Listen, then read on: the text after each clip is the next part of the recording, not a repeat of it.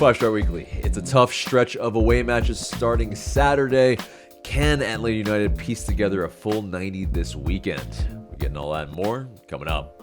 Before we get into it, become part of the notification squad by hitting the bell next to the subscribe button on YouTube. Welcome to the show, Five Star Fam. I'm AJ, and this is Michael. And Atl United unfortunately lost 1-0 to the New England Revolution to cap off a very underwhelming homestand, actually. But yeah, before we get into all of that, let's give some shouts out to our loyal Patreon fam.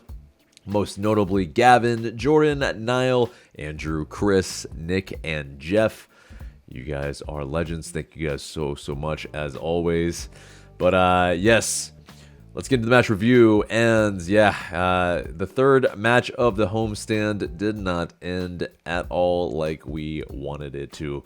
In spite of a performance that really wasn't that bad, it was just that, yeah, we were not clinical. We cannot put the ball in the back of the net with regularity. And yeah, it's a weird bit where we had the ball in the back of the net, but a very unfortunate offside call pretty much left us frustrated, changed the complexion of the match. And yeah, we went from 1-0 up to 1-0 as a loss. And yeah, but yeah, let's get your just overall thoughts of the match, Michael. That was one of the most unfortunate Atlanta United matches of all time.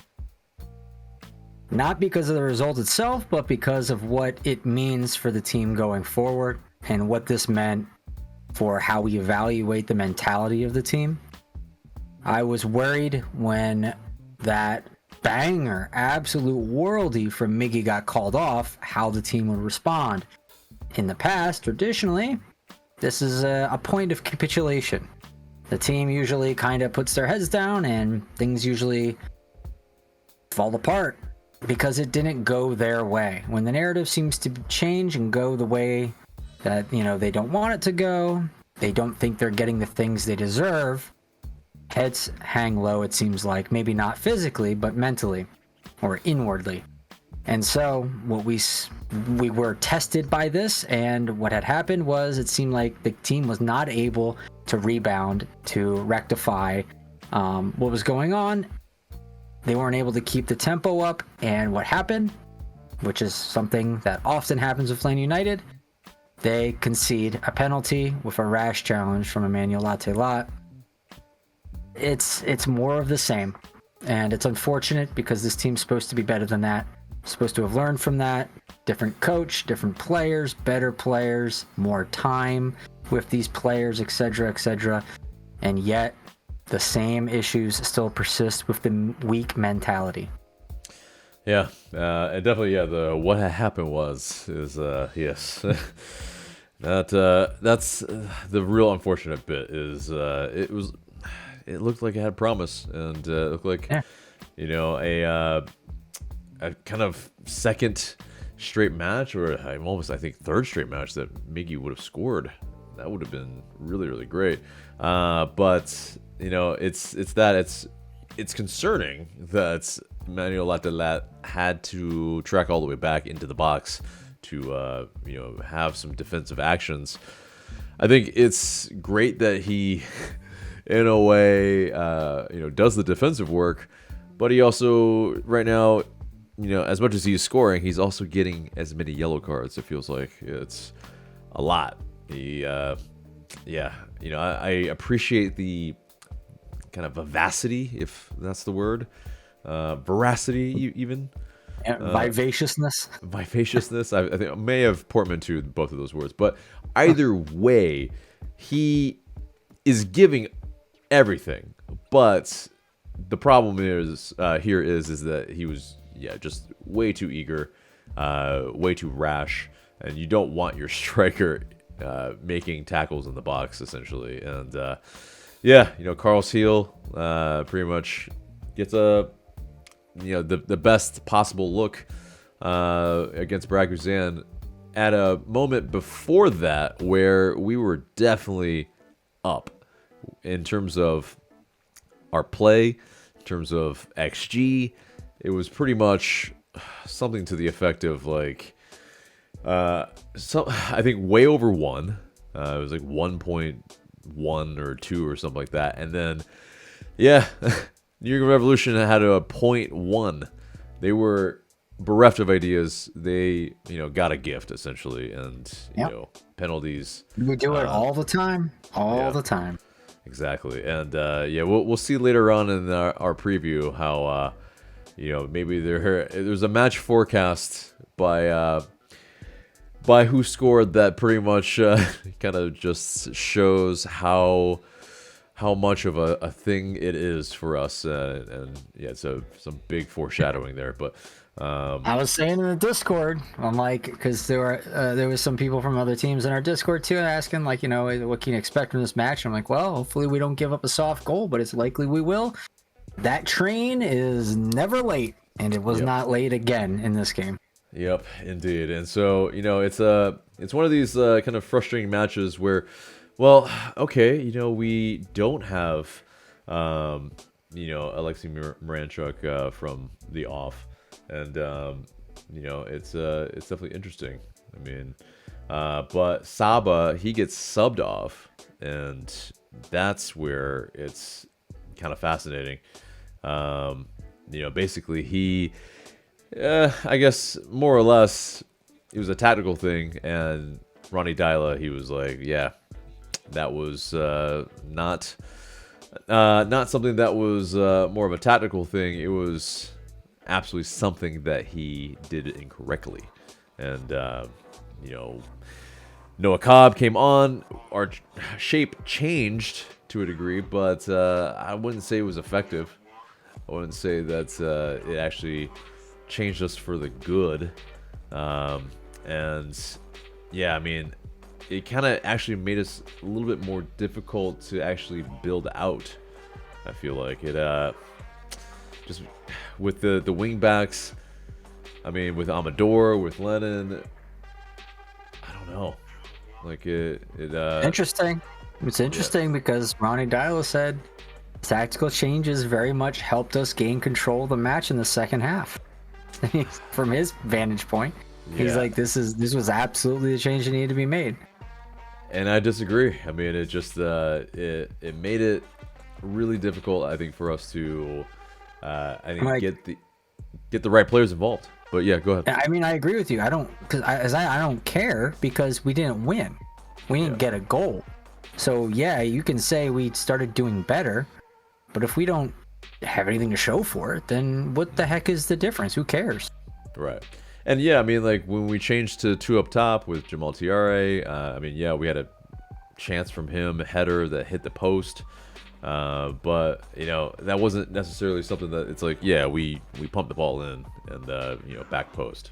It's not necessarily something that it's like, okay, great, yeah, we played really brilliantly once we were just very unlucky or something. It was just like, yeah, no, we went route one, and okay, we almost leveled it, but it's just that it's like, okay, if we're gonna try to do that a lot more, okay, I think it's replicable. I think it's something that we can do a lot more. But I mean, ultimately, it's like the chances. I mean, we have 22 total crosses, and also took 9 corner kicks. It's just, yeah, we need to have different ideas. These are too much of the same. Especially from the wing backs, it's just to comment on that, like for a second, because I heard Sam Jones on Five Stripe Final say, I think Brooks Lennon had 16 of the crosses of the 22, and he said, man, if only he just had 17, then we may have scored. Yeah, and that's the problem, I think, is that when you have Brooks Lennon from the right, I mean, it's obvious what he's gonna do. He's gonna pump the ball in, and if he got 16 chances, I mean that says damn. They were just letting him.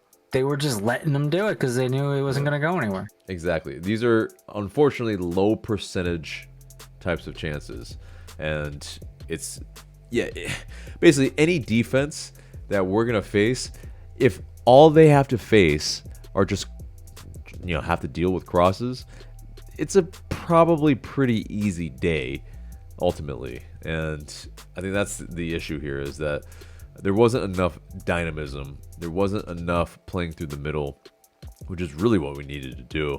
And yeah, I mean, it's one of those. Yeah, Guzan, he himself, he had 6 saves, which, I mean, it is quite a bit.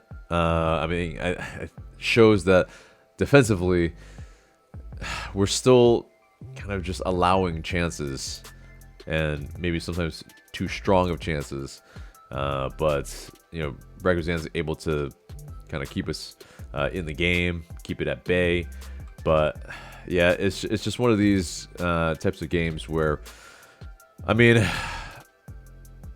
we shouldn't have lost. We did, obviously, though, and it's just a matter of, it's a mentality thing. It seems like it's a tactical thing as well. If we're only pumping in balls from crosses, it's just, and we have to be clinical from these 6 corners that we got.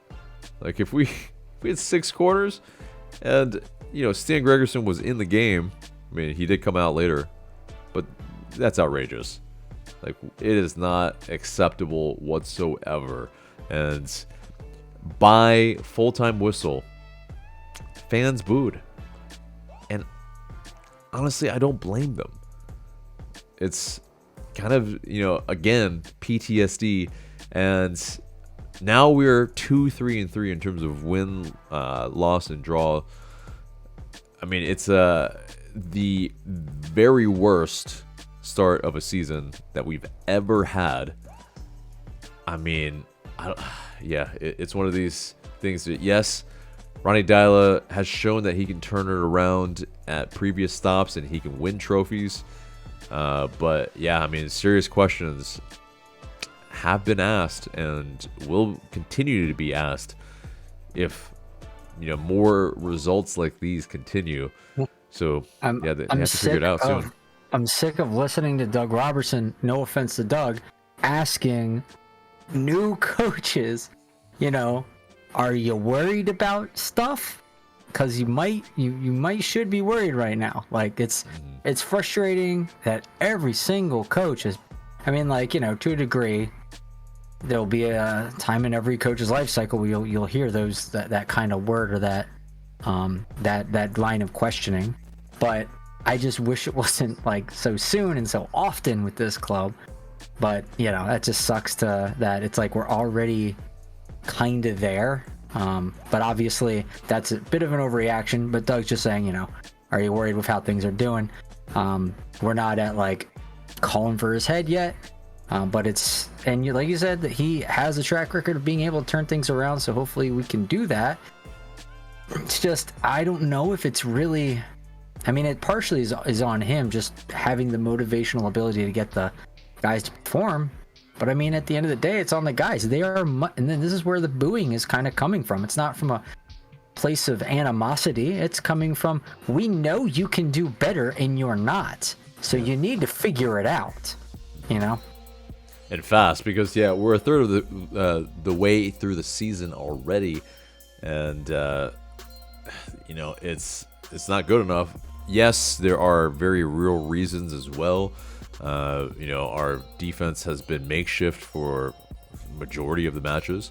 The 11 has been chopped and changed almost every single game, and that's not due to availability or anything like that. It's as far as every player being available for selection every single match. It's essentially he's Ronny Deila is having to chop and change because of health, and you have a bit of that with midfield and defense. It's gonna unsettle it because build-up is very important. You can't just bypass all of them all the time. But as well, defense-wise, we're very susceptible to mistakes. We're very susceptible to not being on the same page or marking the same players with multiple players. And so it's very tough, I think, to build continuity when you also are starting homegrowns at fullback positions. It's and it is, but these are not challenges that are unique to us. Other MLS teams have weathered them and figured them out, and the fan base is understandably tired of hearing excuses. They just it's every coach has a new, and it's like we're one press conference away from hearing Ronnie Deila say things like, well, the underlying numbers, they're just so good that it'll come, results will come. I mean, he's almost there. He said kind of that in the last press conference, but he's very close to just giving the Gonzo Pineda line, which is the underlying numbers are really good and results will come, and they just never did. So what are we supposed to believe when we hear the same thing, right? It's just more of the same. It's more PTSD. And so we'll wrap up this match review. We'll get to these comments that he made in the news, but so basically, 1-0 loss. We will have the Philadelphia Union match preview later on for you in this episode. But let's get into the news. And yes, Ronnie Deila, he did say, quote, "It's crazy that we came out of here with nothing," end quote. And then he also mentioned that they gave New England Revolution too much in the first half, made the adjustments to control the second, but have to score goals. Said they have to build each other up and get something out of these games. Said to lose today simply isn't good enough, but he's been there, been here before, and will turn it around. And that's according to Tyler Pilgrim. So, yeah, I mean, it's like you're saying, it's getting pretty close to some Pineda-isms. And but I mean, is he incorrect? I don't think he is. No. It's just that, fans don't really want to hear this. It's just like, it is just a bit too much of the same stuff that we've heard for almost half a decade. So, and that's starting with almost like, the days of Frank de Boer too. It's like, there's a bit of some of the stuff is like, okay, we're, numbers wise looking good. We're controlling everything. But it's just, Yeah, the conversation back then was like, yeah, but you're only beating bad teams by 1-0. You're not winning by enough. Like, this is like the Celtic conversation, right? It's like, yeah, you won the league, but you didn't win it by enough. Yeah. And it's that. It's like, yeah, I think there is something about like you're mentioning in your article on our Patreon. So check that out, guys. But it essentially is this. There is an aspect of it that Atlanta United fans, because of, mostly I think the Darren Eales era, that it's like putting this importance on this like bravado, this we're the kings type of culture, that we're all royalty, that we're all like we expect nothing less than the absolute best. Well, yeah, if you start off with that, and that's the kind of ethos that you're trying to breed into not only the team, into the fan base, and then for a half decade you're not really living up to any of those expectations. I think fans have every bit of right to say and call bullshit and say, yeah, this is not what you guys are promising. You're over-promising, under-delivering, and we are also, like we've mentioned in previous years, we're paying more than anybody else, way over the odds, for a product that is inferior. And ultimately, that's being defeated by a New England team that is like bottom of the table, that had two of their top goal scoring threats out of the game, and we were at home with our full starting 11 basically, and we still got beaten. Yeah. And they haven't scored I believe more than 3 open play goals. They all haven't season. scored one open play goal. They've only One scored open from play goal. dead ball scenarios, and they Right. still have not scored And any they open play haven't. goals. Right, exactly. But it's that, it's like it's a team that you shouldn't lose to, and the fact that we did is damning. And Yeah. I think again, fans have every right to boo at this moment. And Yeah, because New England is a struggling team. Like, you put that team to the sword. Guess what happens when you run into a team that is firing on all cylinders? They are going to rip you to pieces. And guess what? We're about to run into a lot of them real soon.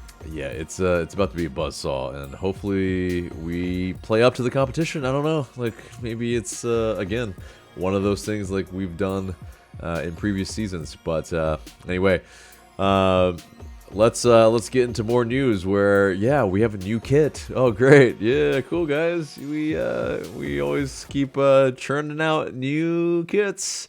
But this is more MLS on a whole. It's the parlay kit, but or they're calling it the One Planet pre-match top. There's a gold one and there's a green one, and for some reason we got the green one for some reason. And so we've already had a number of blue and green tops in our history, but I think gold would have made a ton of sense considering. But either way, nope, we got the green one. And yeah, it's to raise awareness for climate change. So the everything there, at least I think, is good. I don't know if it's the same kind of like parlay kit type of thing, made of like recycled materials and whatnot, but either way, I think it looks okay. I don't know if it's something that I would probably try to get. What about you? Yeah, I'm meh about it. I'm probably not going to get it. Yeah, because there were some there's the I'm still saving up for the primary. I need to get that. I know, right? Yeah, shit's almost $200, so it's it's also tax season. Like yeah, I don't think that this One Planet one's gonna sell too much, but up to them if they sell it for something decent, which I think it's usually around like $80 or $90. Yeah, there's plenty of affluent people in Atlanta. I'm sure they'll buy it, and it'll be good raising that money. So probably true. But anyway, so next bit of news: Atl Utd announced the signing of academy midfielder Ignacio Suarez, and basically that will be through the 2026 season with a club option for 2027. So the Johns Creek native signs from the Atlanta United Academy. So congrats to him. But yeah, that does it for the news. It gets us to the mailbag, and you guys send in these questions through Discord and IG story. Please continue to do so, and we might answer your question in the future. First question comes from Atlanta makes me scream in a mic. What is missing in this attack? I don't understand. Chemistry. It's very much chemistry, and there's a couple of other things too, but I think the main variable here is chemistry. Yeah, I mean, I think it's very, very on point. It's the very fact is throughout the first 8 games, you saw moments where there's some promise. They, if somebody gets the ball, we run and gun, but it's also sometimes it's not the right ball. Maybe a lot of times it's not the right ball. And, ones that come to mind, Moranchuk, when he lofts the ball up for Miguel Almiron on the right side, but yeah, it's more for his right foot. And Miggy ain't right-footed. He's never been. He's more, just kind of standing leg only, for the right foot. So, when it was kind of lofted into his right foot there, he skied it, even though he was right there at the back post. And, there's that. There's instances like Saba when he plays a through ball in behind for Alexei Miranchuk, but why? It's not the type of ball that Miranchuk will be able to run down. And then, especially, what is he going to do with it? I mean, it's as well, I think, probably, you want to play maybe more of a wall pass with Miranchuk. Yeah. Play a combination, get in behind yourself, those type of things. Also, feeding Emmanuel Atl Utd. What he's good at, I think, well, a lot of things, actually, but it's more, where does he like the ball? Well, he's left-footed. So let's find some ways in order for him to be able to get on the right a little bit, cut in, or maybe as well, areas inside the box, besides heading, that he can launch that just rifle of a left foot that he's got. And so, yeah, there's a lot of things, I think, and even just playing balls over the top, balls in behind for Latte Lat. There's a lot of things that I think we could be doing better, and we're just not feeding our striker, who's very hungry, who's very clinical, but not the New England Revolution match notwithstanding. Obviously, he had that one-on-one and he didn't finish it off, but I think that was more of a rarity than the actual norm. But let's see. Next question comes from Gavin. He says, 1 to 2 reasons why we should bring back Machop Chol. He could fix this team. Obviously, that's very He's a real culture guy. Get him back in here. I think he'll fix up the culture, no problem. Right. I mean, dude, I think was like 6'5". I mean, to bring him on, I think we would have worse players to bring on. So it's not the worst idea, but yeah, I don't think like as much as Machop Chol is I think revered by a lot of ex-teammates. I think it's one of those things where, yeah, I think there's a reason why we have not brought him back. But greatest Brad Guzan fan asks, 1 to 2 reasons why we should bring back Jurgen Damm. He could fix this team. Also, very tongue-in-cheek question. These questions are getting really good, guys. Really good. He cannot fix this team. I would think Machop Chol would have a lot more impact than Jurgen Damm. Yeah, exactly. It's I think it's like Brooks Lennon, but with less defensive prowess, I guess. So yeah, it's but okay.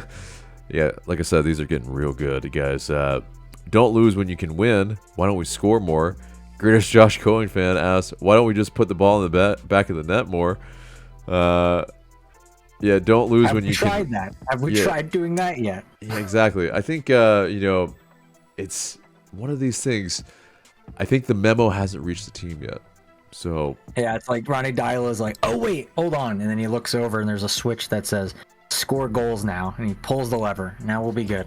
Right. It's that meme where is it an astronaut? What is it? But he's like, there's a guy sweating and there's a little red button and he's about to press it, and it's basically that, right? It's just like greatest Josh Cohen fan asks, why don't we just put wait, no, don't lose when you can win. Ask again, why don't the other people score less?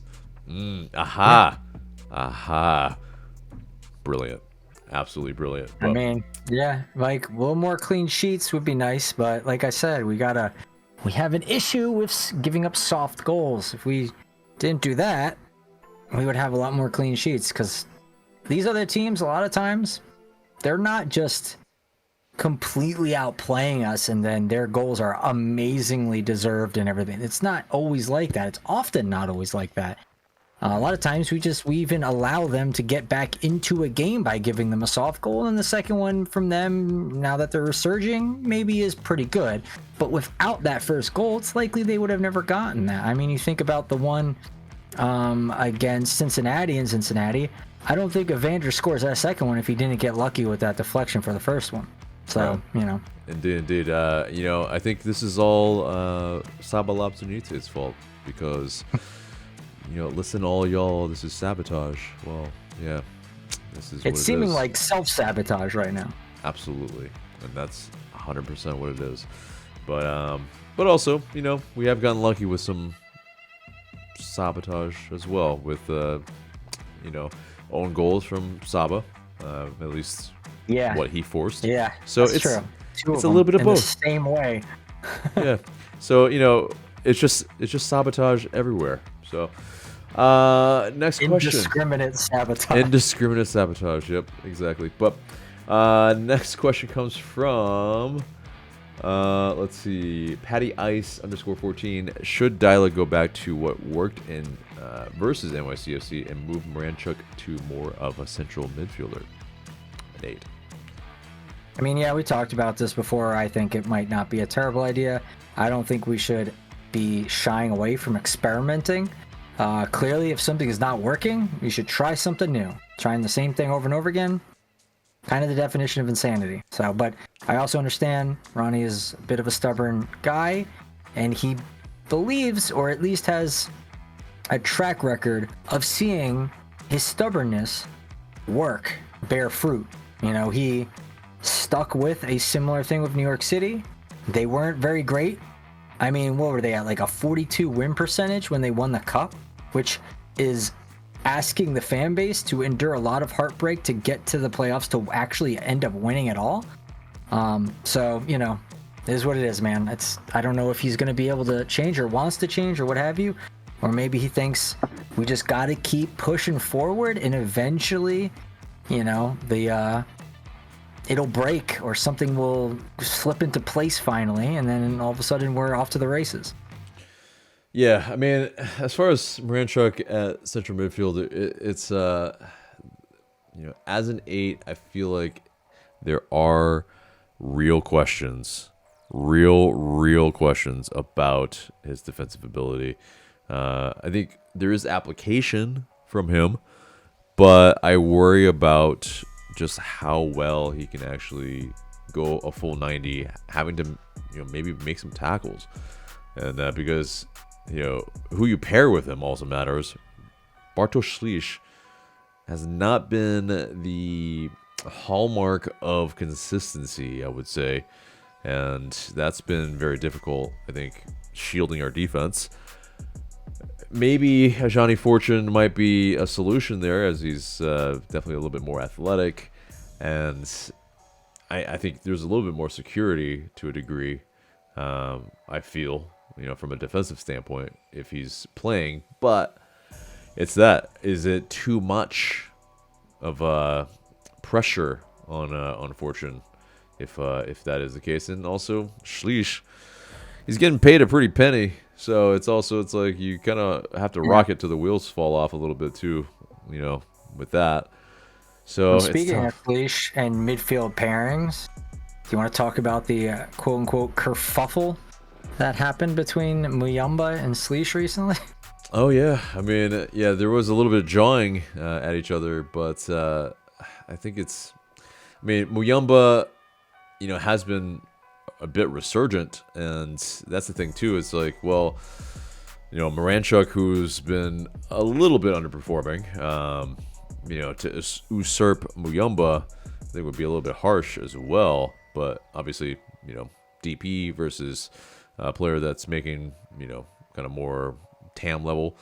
Yeah, it's tough. It's, it's something there. But yeah, Muyamba, Ślisz, it's, I don't know. I don't know if that's a perfect pairing either, especially if they're, not really on the same page.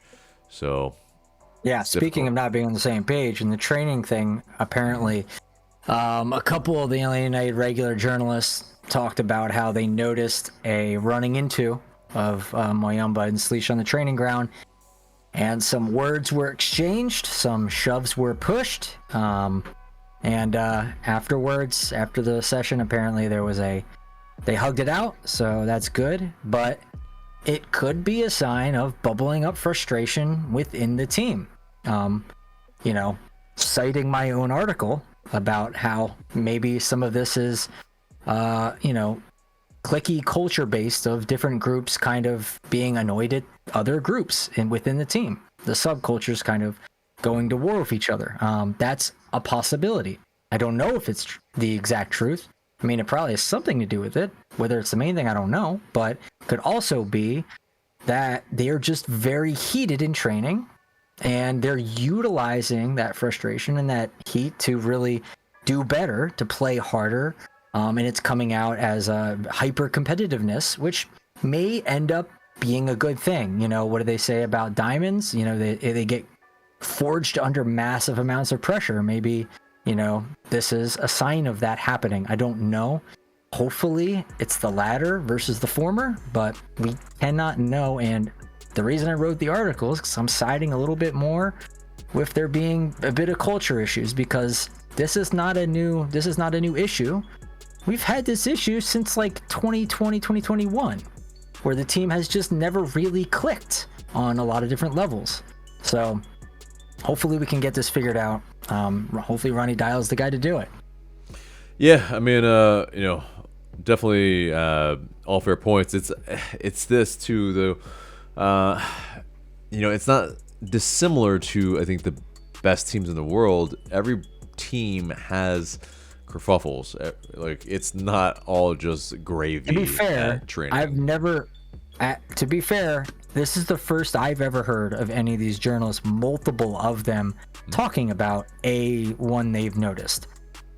I've never heard this with Atlanta United before. Maybe there is, and they just don't talk about it.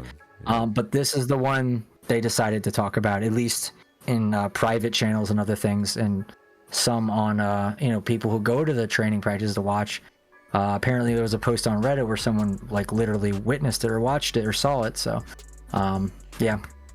I mean, I get it. I mean, but it's one of these things where, yeah, I mean, Jose Martinez, it was you know, I think well documented as well that he got upset in training a lot, even with Tata. I mean, obviously with Frank de Boer, and to, you know, think that he wasn't mad at any other player, or that there weren't fights amongst players. Like, yes, these are very competitive people. I mean, I've never heard of an instance of Jose Martinez pushing a teammate in training where our journalists had to comment on it.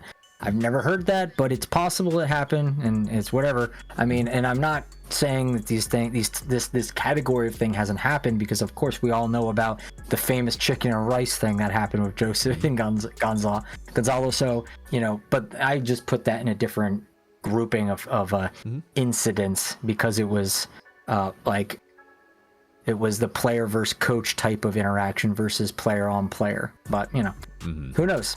I obviously don't know everything. I don't have ears and eyes into the locker room and everything all the time. So, yeah. Yeah, and I mean, if they weren't jawing at each other, I'd be actually a little bit concerned, because it's, you know, it's, again, the worst start to an Atlanta United season ever. Yeah. So, yeah, you know, I think every player should start feeling some of that pressure, because, yes, if you're underperforming, your spot is up for grabs. So it's essentially, you know, if you're not up to snuff, you should start figuring out how you can actually be better for not only yourself, but I think for the team and for the fans, and, you know, start playing for the badge on the front. So that it is weird. It is weird to me now I think about it a little bit more. Slish and Muyomba, in my estimation, are never the type of player that I would ever accuse of not playing for the badge and not trying very hard. I think Muyomba, when he had his lapse, tried. He just was, I think, slogged down by an injury that was hidden a lot from us. So I think that, you know, perhaps, you know, when he first got here and now is kind of what he's normally supposed to be doing. Last season, not so much. So that in mind, I think both those players, I feel like they try pretty hard. It's strange to me that they're getting into it with each other. Those two, I would have never picked those two, the ones to like kind of be, you know, jawing at each other like you're talking about. So, but you know, I would have more have expected like Latte Laugh to be like, come on guys, let's freaking go here or something. But, you know, he's like, or Miguel, like, you know, these guys who are used to being at these very, very extremely high levels where that type of behavior is normal, right? That you think that this would be something they're communicating down, but it was not the case. It's just interesting. Yeah, and I think that's the thing too. It's like Lat too new on the team probably to actually, maybe assert himself like that. Meggy obviously just coming back, but I think probably more of a silent type, not really a super vocal guy, at least outwardly from what we've seen. So yeah, it's like it's one of those questions like who are the vocal leaders on this team? That's also part of probably the problem is that I don't really think that from an outward perspective, Baranchuk probably seems a little passive. Saba, a little bit quiet probably, but not like he seems like he might speak up a little bit. But Shane Silva seems like a guy who's a good cheerleader and definitely knows kind of what it means to kind of bring the fans into the game, to the atmosphere. You see him hyping up the crowd a lot when he's in the match. But yeah, you go up and down the squad. I mean, it's like Brad is basically the guy. Maybe Derek Williams at times.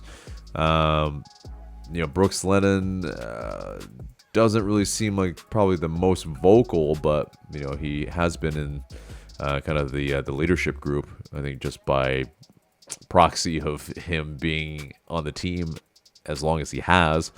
Ronald Hernandez pretty much seems like he's the vice captain, but obviously doesn't play regularly. So the seriousness of his message. You gotta have. Sorry to cut you off, but you gotta have a leader that can bridge these subgroups of the team. The Eastern Europeans, the French and Portuguese guys, the South Americans, and the North Americans. All of these, someone who can bring it all together, right? And I just don't think we have that. And that's exactly when you look at the 2017, 2018 squads, pretty much how much leadership was on those sides. And 2019 as well. But you have Parkey, you have Larry, you have Nagby at times. At least just by example. These are very big personalities that will keep you in line and make sure that you're doing everything that you need to be doing in order for the winning culture to be there. And we're bereft of that. I think we are not a team that has a lot of outspoken leaders, and I mean it's something that we've talked about in years past that I want to see Atlanta United bring in a lot of different types of captains from previous teams. That's how you can really, I think, make sure that the culture is where it should be. And it's like captain of their if it's a national team, if it's from previous teams. Dax McCarty was one of those players that I think was refreshing to hear how candid, how just held his teammates accountable. Like those are more of the type of players that you want in the squad. And I was hoping Mateusz Klich could be like that. I haven't seen a lot of evidence to suggest that he is. I'm a little surprised about that. Maybe I shouldn't be. Should be more up on Mateusz Klich from his time in MLS, but for what it's worth, it's not. And then talking about how guys who have been captains on other teams, Stian Gregerson was captain in Bordeaux, and I don't see a lot of leadership from him either, unfortunately. Excuse me, guys. Anyway, so yeah, I mean it's a lack of leadership for sure, and don't get us wrong.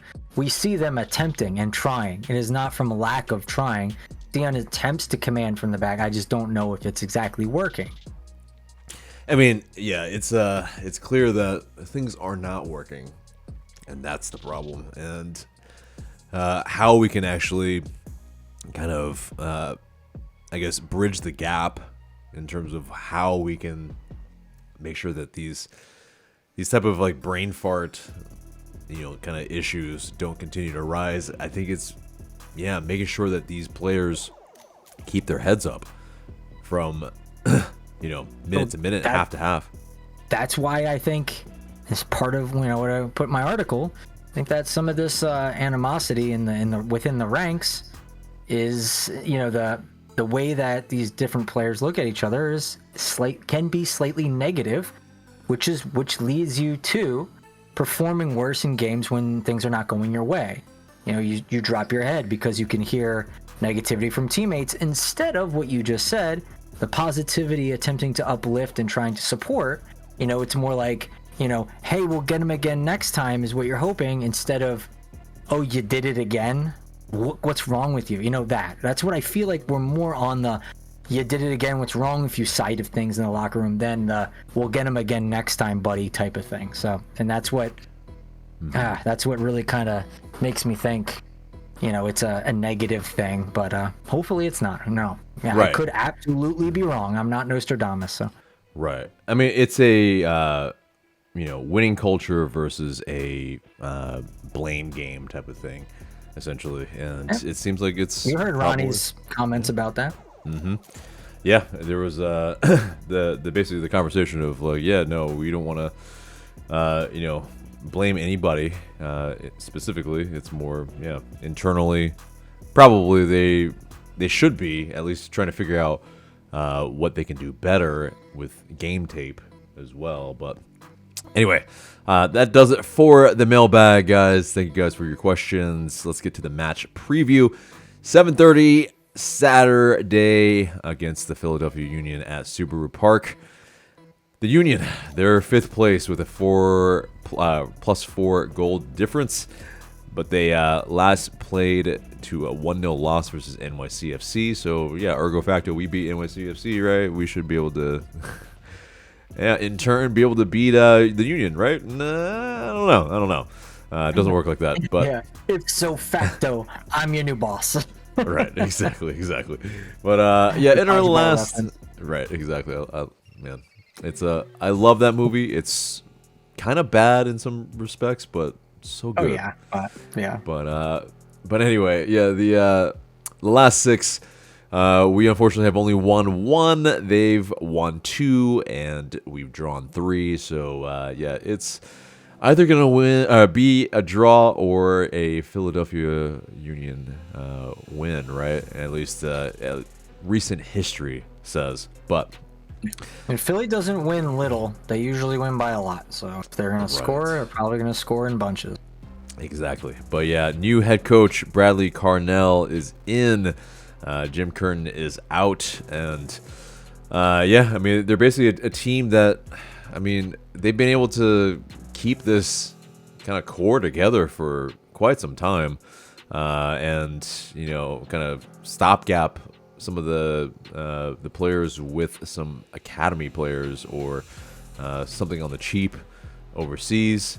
And I mean, they also just sold Daniel Gazdag to the Columbus Crew, which is rich bananas. Get richer, man. I don't know how to explain that transfer. That is wild to me. Yeah, and it came out of nowhere, really, and it just was perplexing. But I mean, as far as key departures from last season, Jack Elliott, Leon Flock, Jack McGlynn. And I mean, the key signings: Bruno Damiani, Ian Glavinovich, Jovan Lukic as well. I mean, they've definitely bolstered it. Them in fifth place in the Eastern Conference is no mistake. Even though the pundits didn't really have them there, because yes, last season they finished 12th out of the playoff picture, but most of the pundits have them finishing as low as 13th or 14th, and as high as 8th. So they're definitely overperforming kind of all the expectations. Seems like, with Jim Curtin actually finally out, yes, they're still kind of maybe in a sense, they're a team that are still figuring out to a degree, but they are a good attacking side. They'll, finish chances really well. They'll attack down the wings. Aerially, they do quite well. And defending as well from set pieces, pretty freaking decent. So, ways that we can score, it's a little mitigated, unfortunately. But they're not great at defending counterattacks. They are not a team that's really good at keeping the ball. So I think there are some ways that I think in the aspects that I think we can be good at, which is sometimes, yes, if we can use our possession in more direct ways, maybe more kind of the fashion that we know that we can score in, which, usually tends to come from more verticality. I think we can probably get at them, at least, try to find some weaknesses in this side. But, it is, at least the match forecast, what I alluded to. Basically, Who Scored says that Philadelphia Union will score as a result of an opposition error. And, I mean, yep. yeah, probably. Yep. It's pretty telling. Yeah, it's like, if the internet is even saying so with the kind of match forecast, man, like it's pretty telling. But like I said, that train's never late. It's definitely not, unfortunately.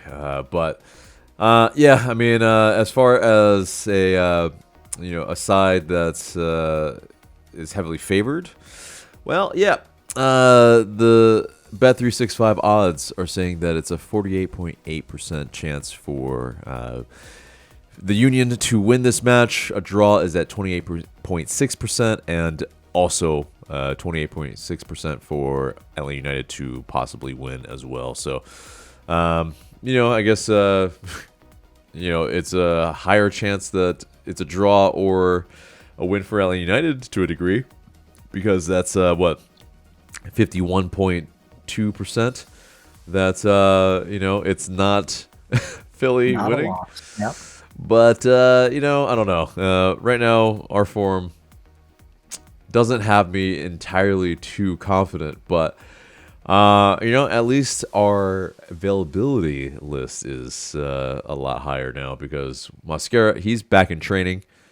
He was posting so today. We are recording on a Wednesday, full transparency. Derek Williams was out last match with a hamstring, but hopefully he's back. We'll see. Not sure, but let's get into our predicted starting 11 then. Obviously Bragg was in between the sticks, but at fullback, who do you got? Lennon and Pedro Amador. Yeah, that much is pretty obvious. The center back pair, who do you have? Stian and Abram. Abram, yep. I mean, Williams seems like, the hamstring, it's probably going to need another week. I would probably keep him out a little bit as well, just to be safe. But, Abram, I mean, has been playing better of late. Do I feel secure with him in there for I've never tougher felt opposition? secure for Abram, man. Yeah. It's just, He I has don't some know. good games, but it's like that's not enough to make me think, oh, this is going to be the one where the wind blows in the other direction, Right, exactly. So, I don't know. Let's get into our midfield. I mean, would you experiment with Moranchuk at the 8, or are you choosing? I'd love to. Like I said, I would, but I don't think it's going to happen. Yeah. So, who do you got in midfield? He'll probably be interesting, but I don't think Click is ready, so I think Miomba and Sleesh again. Sleesh, yeah. I think, it's probably that. I think I would probably err more on the side of Fortune. I think we need a little bit more I think engine. I think we need a little bit more pace as well to maybe cover some of what we're going to be dealing with the Union. But it would be interesting if Mayumba and Sleesh are your best ideal starting pieces, and the coach ends up not going with them. I mean, it might hint at that, turmoil earlier this week might be more than, meets the eye. Yeah. So, yeah, it's probably going to be the most interesting selections, I think, in the squad. But, as far as the wingers, I mean, it's probably going to be Saba and Miggy. It's the real question is which side do they play on. Saba seems to have, kind of played better on the right. So it seems like there's a bit more where, Miggy has to figure out, kind of where he's going to be able to be best utilized, even though, there was some chatter that Ronnie Dyla didn't maybe even realize that Miggy has played the 10 very much. Poor Henry. Poor young Henry. Yeah, exactly. Yeah, he got a little bit of a flack from, Dyla. But it is that. I mean, it's like, reporters, I guess you got to earn the stripes, unfortunately. And I wouldn't read too much into Dyla not exactly knowing the full history of Atlanta United, as brief as it is.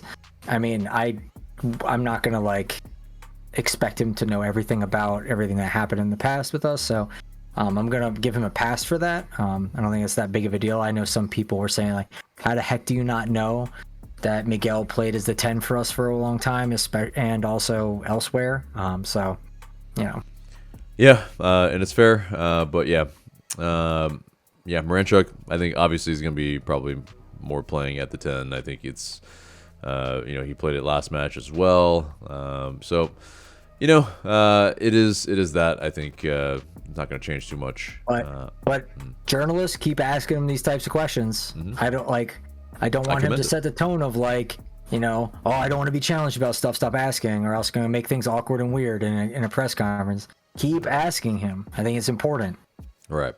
Definitely don't let anybody be complacent. Head coach is included in that as well. But Lat, of course, up top. It would be interesting if we went with a formation change or something like that, but I think it's going to start with a 4-2-3-1, and if things are going awry, Ronnie Dyla did show that he was willing to change.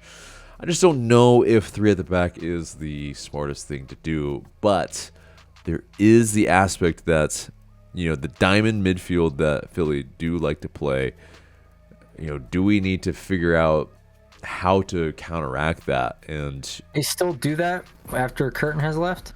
Yeah, there's a bit of that, I think. Interesting. With Gazdag, with Gazdag, obviously being moved, I think I don't know. It's I don't think we have enough of a precedent yet, but do they still have Alejandro Bedoya there? It's a good question. Let's because he's their captain. I would imagine that if he's still there, I mean, there's a chance that they're going to try and still play the same way. But when new coach comes in, it's just gonna, a lot of times it's their way or the highway. If they want to change things, it'll change. Right, exactly. But I mean, he hasn't really been a mainstay in the 11 as much anymore. Obviously, he's 37 now, but he is still with the Union. But so that's the 11 that we've got. What do you guys think? But let's get into the score prediction. What do you got, man? I think we're gonna get beat 2-0. I don't think we're gonna get anything out of this match. I hope I'm very wrong, and I hope that people are talking about online. This is a great opportunity for you to kind of get the monkey off of your back, like I said earlier, diamonds are forged under pressure, or like you said earlier too. We rise to the competition, the level of our competition. Maybe we will, get out of our shell. We can get the monkeys off our backs with certain aspects of our game when it comes to just kind of really, really needing it. Whereas some of these other teams we played in the past that we kind of screwed it up, these are games perhaps we may have looked past. So this is one that you won't. So hopefully we can rise to that. Yeah, and I think it's a loss as well, unfortunately. But I think it's a 2-1 loss. I think we'll get a goal. Yeah, I think there might be a heartbreaker in this one, unfortunately. Who scores? I think Atl Utd. I mean, it's just that's Dead ball. No, I think there might be a header in there for Atl Utd. As I mean, but it is that One of the 16 crosses. One of the 16 crosses. I mean, yeah, Philly are good aerially, but you know, there ain't much better than they don't have Jack Elliott still, do they? No, he did get moved. So, yeah, but that guy was super tall. So, but they have that. They still have that Norwegian defender who's also super tall. Glesnes, yes. Yeah. Well, yeah, so that'll be still a bit of a challenge. Exactly. So, you know, I think there will be that to contend with, but Atl Utd, I mean, he's proven against, you know, tall opposition that it doesn't matter. So, yeah. You know, I think unfortunately it is not a scoreline that we want to see. What do you guys think? Let us know in those comments below. But yeah, that pretty much does it for the episode, except for the question of the day. And the question of the day is, can we get it together on the road now that we have so many coming up? Let us know in those comments below. Looking forward to what you have to say. But yeah, guys, that is it for us today. Remember to like, share, comment, and subscribe. That's Michael. I'm AJ. Thank you so much for watching, and we will see you in the next video.